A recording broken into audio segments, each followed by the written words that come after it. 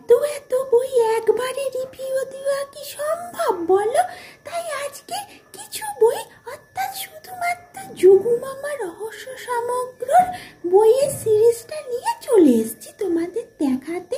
বই কেমন, গল্প কেমন, কার লেখা তোমরা জানলেও আমি কিছুটা বলবো। কেন রনি বলে আমি রিভিউ দিতে পারি না, আমি তাই রিভিউ দেওয়ার জন্য একটা গল্প পড়ে এসেছি। ঠিক আছে, ছাড়ো, এবার তোমাদের রিভিউ দেওয়া শুরু করি। একটু পরে রিভিউ দেবো, আসছি আমি।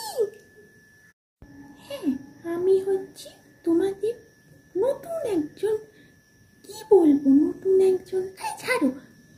আরে আমি হচ্ছি, ভালোভাবে বলতে পারি না বলে আমি তাই আজ থেকে ভালোভাবে বলবার জন্য প্রফেসর পুকু তোমাদের বইয়ের রিভিউ দেবো। এবার থেকে আমি প্রফেসর পুকু হই।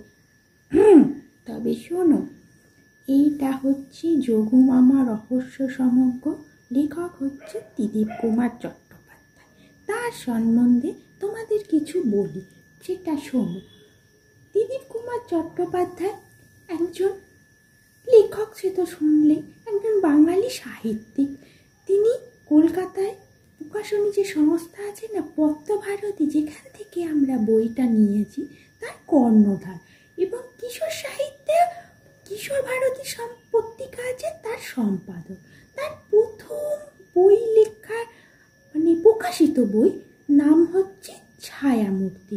আর তিনি কিশোর ভারতী পত্রিকায় সবার প্রথমে হাত এই উপন্যাসের মাধ্যমে আমাদের কাছে তার পরিচয়।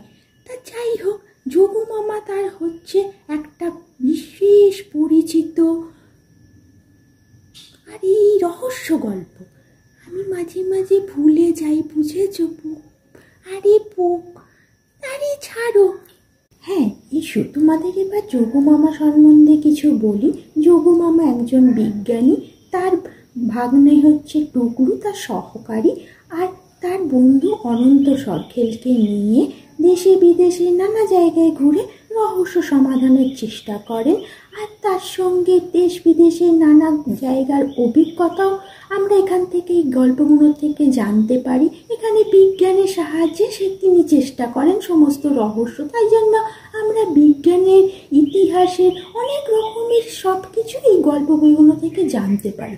তোমরা এবার এসে দেখো কি কি গল্প আছে প্রথম পত্রিকা না, প্রথম খণ্ডটায়। সরি, আমি একটু ভুল বলে ফেলেছি, কিছু মাইন্ড করো না।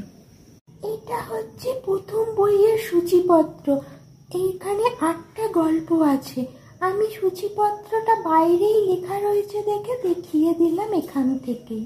এটা যোগু মামার 2য় নম্বর খণ্ড।